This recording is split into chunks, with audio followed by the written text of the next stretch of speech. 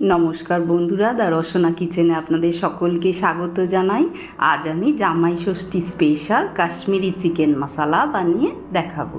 তার জন্য আমি একটা কড়ায় 1 কাপ সাদা তেল, তার মধ্যে গোটা গরম মশলা ফোড়ন দিয়েছি, এলাচ, লবঙ্গ, দারচিনি।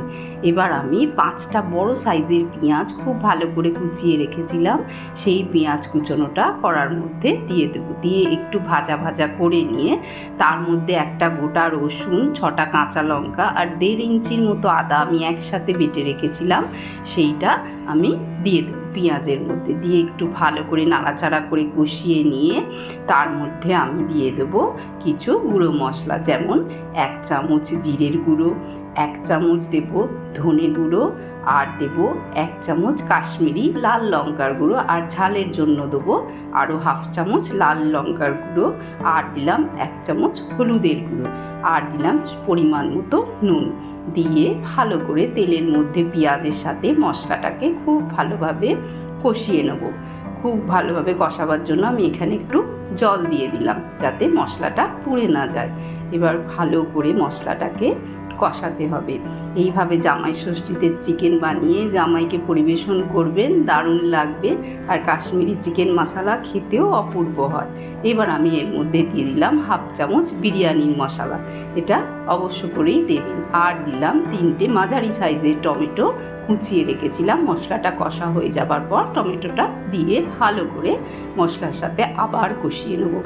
এবার আমি একটু ঢাকনা দিয়ে মশলাটা হতে দেব। টমেটো মশলা সব একসাথে মিশে তেল ছাড়তে শুরু করেছে মশলা থেকে। এবার আমি এর মধ্যে দিয়ে দেব 1 কাপ টক দই, যেটা আমি আগে থেকে ফেটিয়ে রেখেছিলাম। আর টক দইটা দেবার সময় গ্যাসের ফ্লেমটা কমিয়ে দিয়ে অনবরত খুন্তিটা চালাতে হবে, যাতে দইটা ফেটে না যায়। এইবার গ্রেভিটা প্রায় আমার কষানো হয়ে গেছে, মশলা থেকে তেলও ছেড়ে দিয়েছে।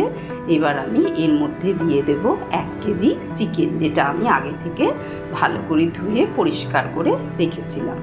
এই মশলাটা এই রান্নাটা খুবই স্পাইসি হয় আর খেতেও ভীষণ টেস্টি হয়। ভালো করে মশলার সাথে চিকেনটাকে আমি খুব ভালোভাবে কষিয়ে নেব। আমার ভিডিওটা যদি ভালো লাগে লাইক করবেন, কমেন্ট করবেন, শেয়ার করবেন, আর আমার চ্যানেলটাকে সাবস্ক্রাইব করবেন। এবার আমি কিছুক্ষণ ঢাকনা দিয়ে হতে দিয়েছিলাম। চিকেন থেকে অনেক জল বেরিয়ে গেছে, আরও ভালো করে কষাতে হবে।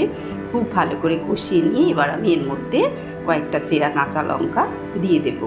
দিয়ে আরও একটু কিছুক্ষণ ভালো করে কষিয়ে নেব। দিয়ে আবার একটু ঢাকনা দিয়ে হতে দেব।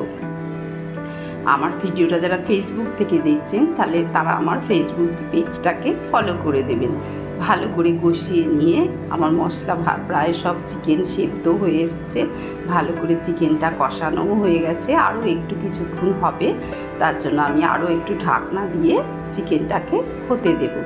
এবার প্রায় রেডি হয়ে এসছে। এই সময় আমি একটা পাতিলেবুর রস ভালো করে নিংড়ে রেখেছিলাম, সেই পাতিলেবুর রসটা এর মধ্যে দিয়ে দিলাম।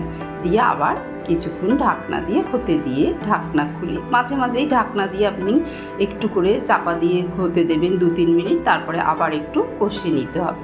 এবার আমার চিকেন মশলা রেডি হয়ে গেছে, কাশ্মীরি চিকেন মশলা। এবার আমি ধনেপাতা কুচিয়ে রেখেছিলাম সার্ভ করে ছড়িয়ে দিয়ে এবার আমি বন্ধ করে দিলাম গ্যাসের ফ্লেম। দেখুন কতটা দেখতে কত সুন্দর হয়েছে, আর চিকেনটা খেতেও অসাধারণ হবে। আমি ডিশে পরিবেশন করছি। আপনারা এইভাবে বানিয়ে জামাইকে অবশ্যই খাওয়াবেন, খেতে খুব ভালো হবে এবং ভালো লাগবে সকলের। আপনারা সকলে খুব ভালো থাকবেন। আর আমার ভিডিওটা যদি ভালো লাগে অবশ্য করেই লাইক করবেন আর কমেন্ট করে আমাকে জানাবেন কেমন লাগলো। সকলে খুব ভালো থাকবেন। আমার পাশে থাকার জন্য সকলকে অসংখ্য ধন্যবাদ।